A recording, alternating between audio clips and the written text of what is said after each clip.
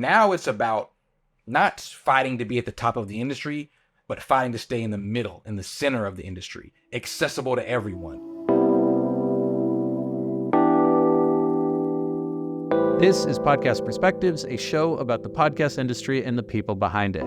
I'm your host, Jeff Umbro, founder and CEO of the Podglomerate. Today on the show, I am speaking with Donald Albright, co-founder and CEO of Tenderfoot TV. Tenderfoot's backstory is well known in the podcast world. It developed out of Payne Lindsay's hit show Up and Vanished, which he made in collaboration with Donald. Payne Lindsay hosted and produced, where Donald handled the business end of things. Fast forward to today in 2024, Tenderfoot TV is one of the most successful independent companies in podcasting, with slate deals from iHeart, Odyssey, Spotify, and many, many other companies. Today, Donald and I have a broad conversation about the history of Tenderfoot, his early collaboration with Payne, how they built out the network over the last few years, and what their strategy is looking into 2024 and beyond. So let's get right to it. Hey, Donald, thanks so much for joining us. Oh, man, happy to be here. Thanks for having me. So I wanted to start, and you're probably sick of this because I hear it in every interview that you do, but I want to start with your background in the music industry and like how you came to podcasting. Yeah, no, I love talking about this because I think it still helps me every single day in this current business. Came to Atlanta to go to college, ended up at a party where there were a bunch of celebrities, and I just started networking, grabbing business cards. Next thing I know, I'm on a street team for LaFace Records. You know, this is that back in the days, like early 2000s, late 90s, passing out flyers hand to hand and CDs and, believe it or not, cassette tapes, if I'm aging myself. But you really get an opportunity to like interact with consumers and understand people at a personable one-on-one level. We were doing promotions and marketing real well. We were doing wrapped vehicles all over NBA All-Star Week in Atlanta and Miami, music conferences.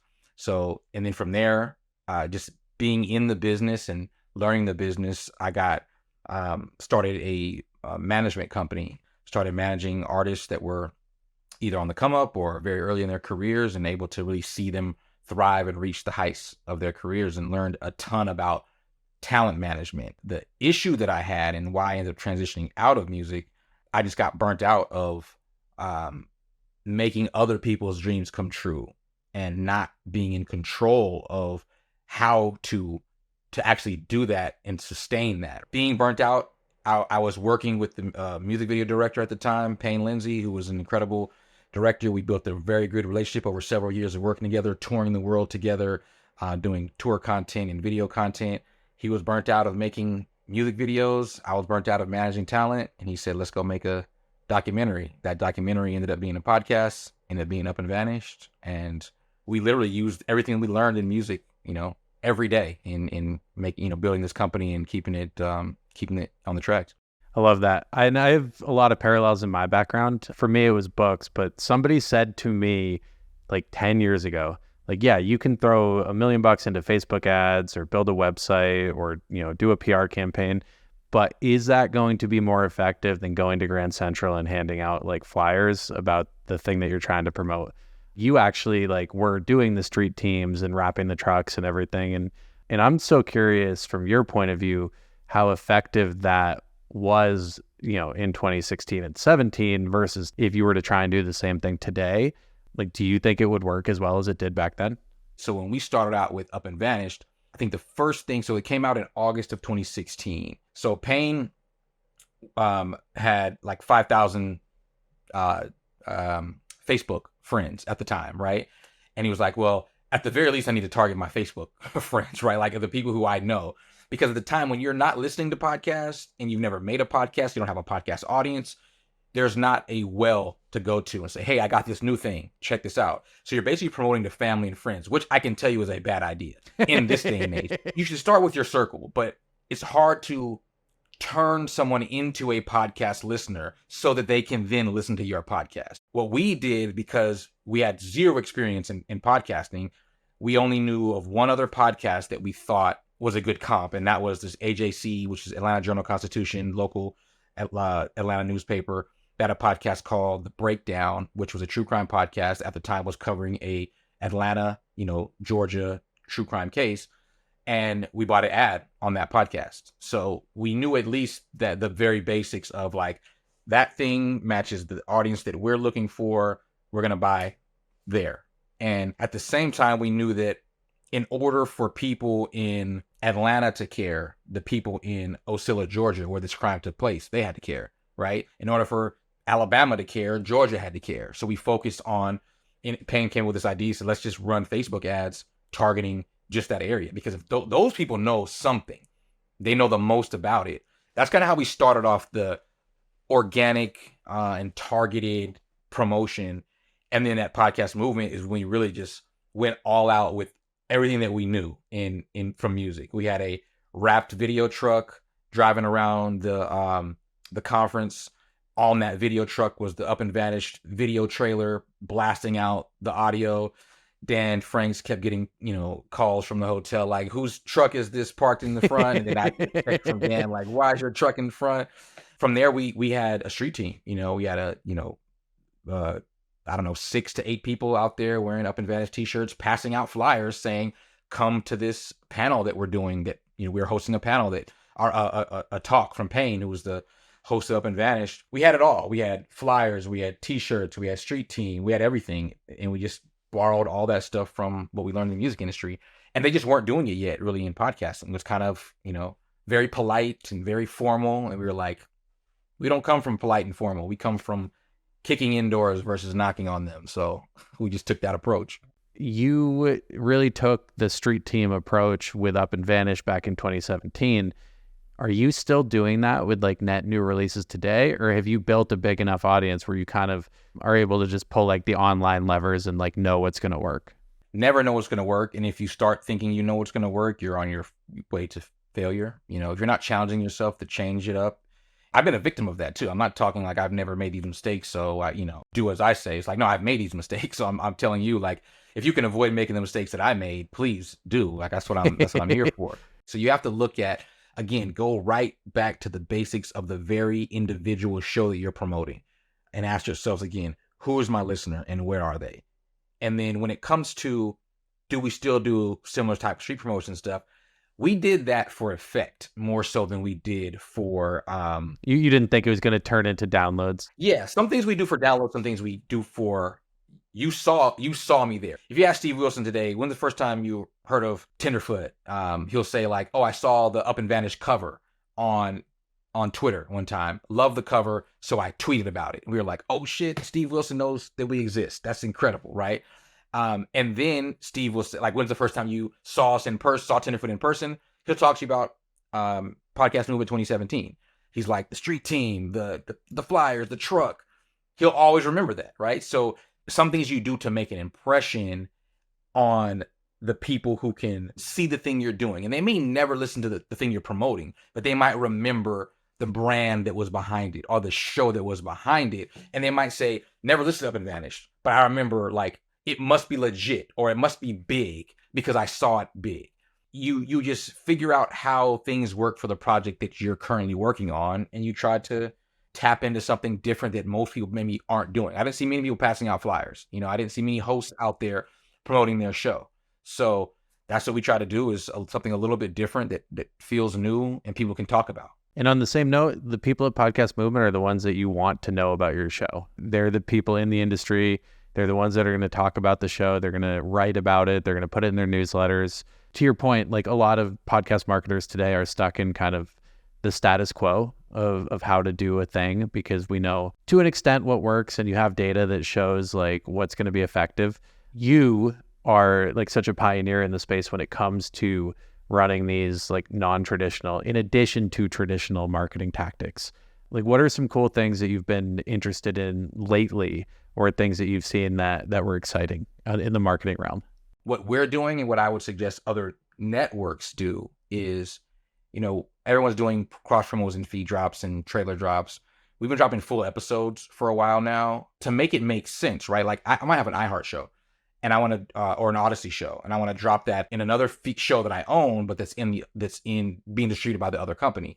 And I want to take a full episode and drop that full episode. So this isn't necessarily just a marketing tactic, but a monetization tactic where if I'm dropping any full length content, I'm monetizing that content. So even if it's a Up and Vanished episode 1 is dropping in To Live and Die in LA feed, it doesn't have to be ad free. You can still put ads in that and monetize that, so that it also incentivize the To Live and Die in LA team of like, hey, this, because it's going in your feed, is generating money for your project, not Up and Vanish as a project. So that's kind of a way to get both monetization and marketing at the same time. A lot of it's just hard work and thinking outside the box. What does your booth look like if you're going to have a booth? What do your shirts say versus just having a logo on your shirt, right? It's like you have to invent it, right? You just have to like understand the things that worked before and why they worked, and apply that to a creative idea that you have. I do love that. And I like how you walk the walk as well. Silly example, but like you go to the Tenderfoot website and you go to the About page, you have these like great animations for everybody on your team. And then if you hover your mouse over it, like it'll add sunglasses or something. Those details matter and like they stand out. I want to ask you a little bit about like when you first launched Up and Vanished, what was the vision? Like where did you hope that you would be in 2024 back then? And then like, how does today align with that thought back then? I think we're a good example of that. You don't have to know where you're going. You just have to be going somewhere, right? Where I thought I'd be is that we would put out Up and Vanished. Hollywood would come calling. We would make The Jinx or Making a Murderer called Up and Vanished. And in 2024, my IMDb would be crazy with the best documentaries and fiction and nonfiction limited series and movies, and I would be a Hollywood producer. That was the vision. I have not accomplished that, and it's not because I didn't want to accomplish it. It's not because I even tried to accomplish it. It's because what we discovered on the way of trying to make that happen was what we feel is a better path, right? What we discovered was this medium called podcasting. That we initially took for granted. We initially thought podcasting was this stepping stone in audio that we would use to get to TV and film. When we started making the content and hearing how people responded to the content and the flexibility that we had in the oversight of what we could put out, who could tell us yes and no? No one. Only us, right? We were in complete control of our destiny, of our creative vision, of the marketing, of how we were going to build out the company around this one show. And that freedom, I mean, it was something that we didn't think we could get anywhere else. So podcasting became the destination instead of the stepping stone. That's when Tenderfoot became a name in your podcast app under Up and Vanish to an actual company, right? We never intended to have more than one podcast because we were financially successful on our first podcast. We could invest our own money into our second podcast. And that second podcast was a true crime podcast that was from the same like family of Up and Vanished creators and a lawyer who was featured in Up and Vanished. And we peeled off 60% of that audience to have our second successful show, right? So we just followed the path that was directly in front of us instead of looking, man, there's a turn coming up in 3 miles and we were going somewhere, rather than saying, I'm going right in this very specific place and I need to be there by 2024. So when we didn't look too far in the future, we were able to, be successful in the present and not overthink too far ahead and miss the things that are right in front of us. So at a certain point, we started thinking about the future because we were finally had our feet firmly planted in podcasting. So we started finally thinking a year in advance, 2 years in advance, 3 years in advance. But back in 2016, I mean, I wasn't thinking about 2017. I do want to ask you though, because you guys launched Up and Vanished, and it's about a woman who was murdered in Georgia. When the show started, you didn't necessarily know kind of what was going on there. It was a cold case and nobody really knew what was happening. But throughout the process, and the listener gets to experience this journey with Payne, like as he experiences it, what did it feel like to be making that show kind of in real time and like figuring out what was going to happen as you did it? I'm sure parts of it were terrifying and parts of it were exciting and parts of it were sad and scary. And what did you go through during that process? Yeah, I mean, everything that I'm going to say multiply by 10 for Payne, because I, for the most part, for the first half of Up and Vanished, was like a cheerleader and a supporter to let Payne do what I knew he could do. I knew like this guy knows how to tell a story.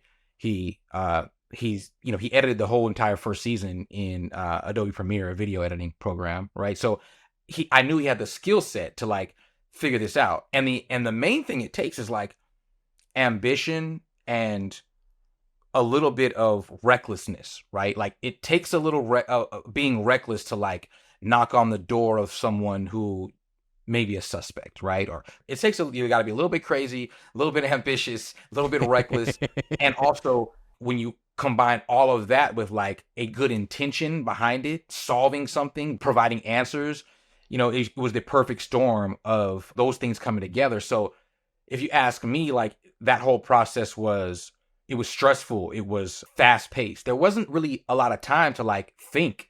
It was happening and you were reacting, right? One day you're putting out a podcast that you made in your apartment. The next day you're on Good Morning America from the courthouse steps. It's like, what's all we were doing was running, chasing whatever was next because it was happening so fast. I mean, imagine you're in the office, we took a break after episode 12. We're finally ahead on episode 13 and it's coming out the next week and you get a call. It's like, Payne, there's a press conference going to be held in 3 hours. So it's like he hangs up the phone, gets in his car, calls me and says, go rent a camera. I'm bringing the camera down with me. Meet me in Ocilla at the courthouse. I go rent a camera. I'm speeding down to Ocilla. I get pulled over and get a speeding ticket. So I missed it. By the time I get there, the press conference is over. But he's now part of the story because Good Morning America is there. Dateline is there. All local and national news is there. And they're saying this podcast is like part of the story now. We're just completely responding to what's happening around us and trying to not like screw this thing up. That was the feeling. What was your role, like specifically? I know Payne was actually making the show and producing it, and I'm sure you had a lot of input on that. You are, the CEO of Tenderfoot TV, and like what you're doing today, I'm sure was probably a little bit different than what you were doing back then. But what were you doing day to day during that show's first season? For the first part of it, it was navigating and learning the business. Like we're walking into a business we know nothing about, right? Because I hadn't even listened to a podcast. Like I Up and Vanished season 1, episode 1, first podcast I ever listened to. That is the craziest thing to me. I love that story. It's crazy. And like, I don't recommend it, but like, again, because we weren't trying to get into podcasting, I didn't need to listen to a bunch of podcasts. I just trusted that Payne knew what he was doing. And he had my trust because we had worked so long together. Then we started thinking, okay, this is costing us money, right? So I started, we had our deal.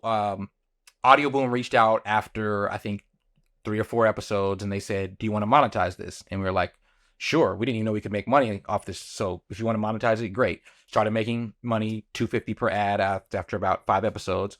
So then it became understanding, what is a CPM? How can podcasts be monetized? What are baked in ads?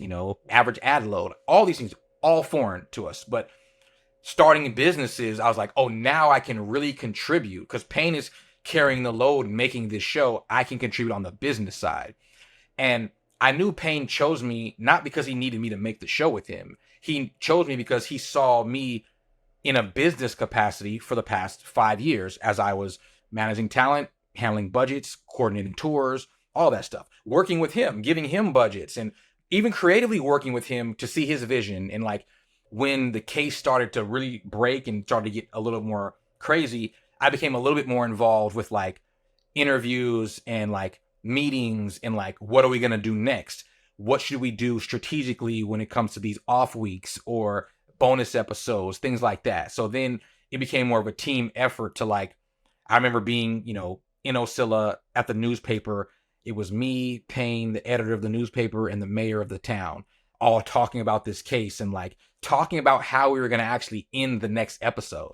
Really, like it was like, if we end this episode this way, how will that play locally? Because these are too local. So we were very sensitive to like how the local community was going to respond. Looking back on it and talking about it, it's like, man, I can't believe all of that happened. It was such a crazy experience. No, it's funny. I was telling you before we started recording, I've never listened to Up and Vanished. And in preparation for this interview, I thought I would listen to the first episode. And then a week later, I listened to the entire first season, which was not short. That's a commitment. It was supposed to be 12 episodes. Then it was supposed to be 18 episodes. It ended up being, I think, 25, like 24.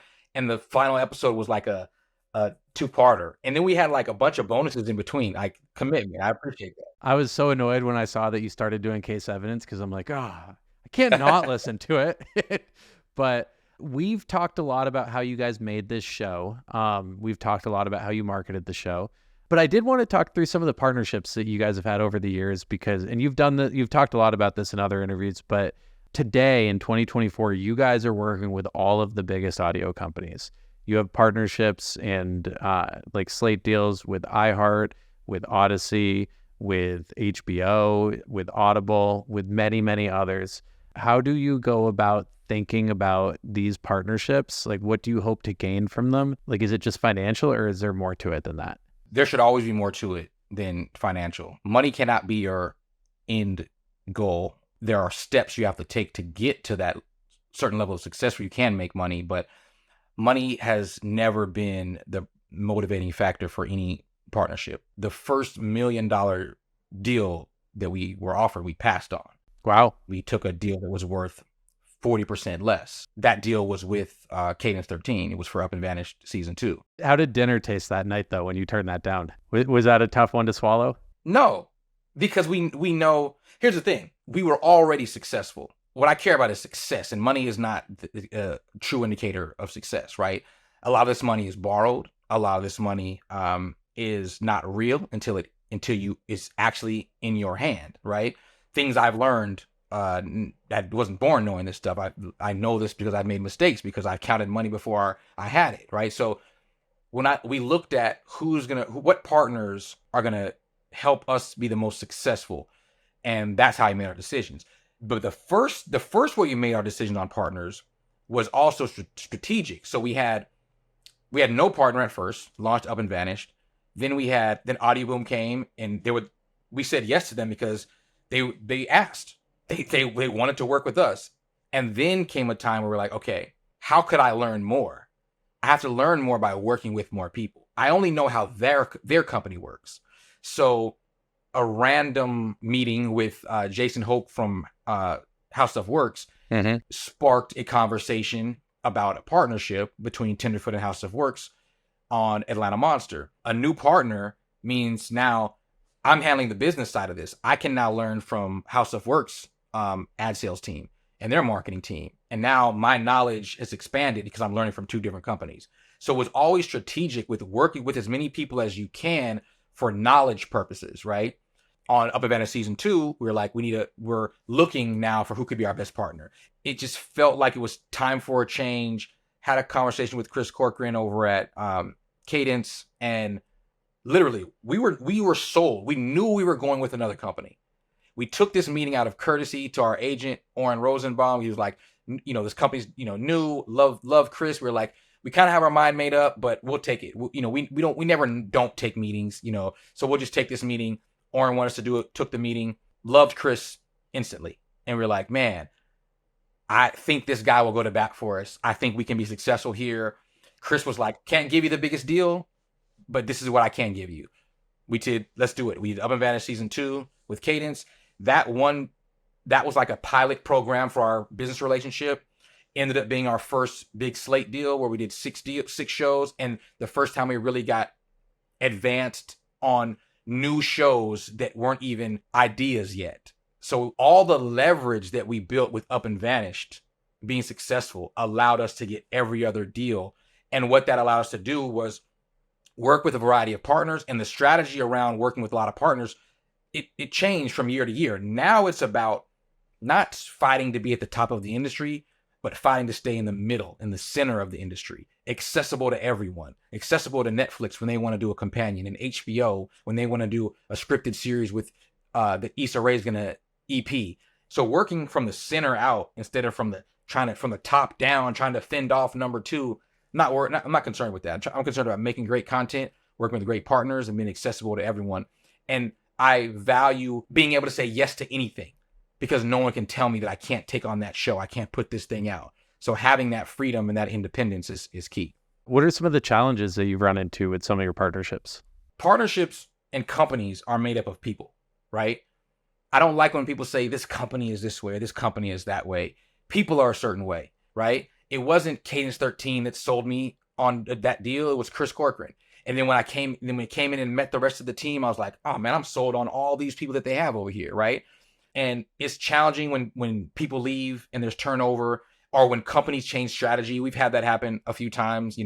Big companies, have a huge investment one year, the next year complete change of strategy, the next year complete change of strategy. And I get it. Everyone has a different agenda. iHeart, what they're trying to do is different from what Odyssey's trying to do, and what Spotify's trying to do, and what Netflix and HBO are trying to do. So you just want to be in a position to navigate and do good business. And we've had our challenges. The money's there one year, the next year it's not, right? And you have to just understand, like, what fight am I in? Am I in the fight to be right? Am I in a fight to make good content? Am I trying to prove a point? The main thing you have to do is make good decisions that will keep you sustainable, and don't plan for the best, plan for the worst. I'm not a believer of like believing everything's going to go right. I plan for things to go right and have just as a planned out strategy as if all this shit falls apart. What do I control?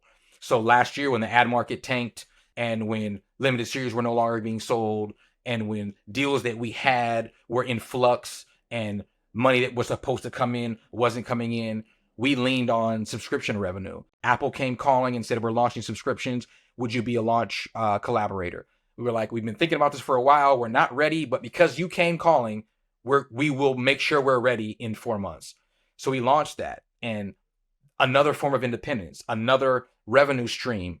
And that helped us expand in a year where other people were retracting, right? We hired more people last year than we hired in any year of the company, when everyone else was laying off 20%, 10%, 30% of their company. We acquired a whole arm of a company last year. We could do that because we had investments other than any one partner, right? So when one partner's down, one partner's up. When two partners are down, subscription is up. I always have something I can focus my attention on and the company's attention on to make sure that we aren't putting all of our eggs in one basket, and have a backup plan for the backup plan. With 2024 off to what I'm seeing as like a really big, exciting start, are you like really optimistic about the future? Like what are you paying attention to now? I'm paying attention to limited series ad buys, and I will measure the health of our industry on that, because the industry was very, very successful when those kind of shows were successful. I think we've tried to make this too easy. I think when the folks who are bankrolling these shows are consumed with celebrity talent and the quickest, easiest way to make the money, instead of the thing that's going to continue making money long term, which I think is IP, right? Ownership of IP and story. There is never going to be a one-on-one talk show type of series, I don't care how great that host is or those guests are, that is going to impact an industry as much as a serial has impacted an industry, right? And you can say Joe Rogan, but like, it's proven that is not repeatable, right? What is repeatable is the formula that is serial, because we've had, Crime Towns, and we've had Up and Vanished. You just can't take inspiration from Joe Rogan and go be that in 12 months. Joe Rogan has been made over 2 decades, right? To get to 3 decades, to get to where he is. So when the big companies start investing in and profiting from limited series again, that's when I'll say we're in a really good place in this industry. So I have to say, like, to our partners like iHeart, our partners like Odyssey, who are investing in what we do, which is 80% limited series, 80% narrative nonfiction. I have to stand up and applaud those companies for taking those risks, because a lot of companies are abandoning that for what I think is the cheapening of our industry. My soapbox lately has been that the shows that listeners want is very different than the shows that advertisers would like to buy on, and that is not a sustainable practice.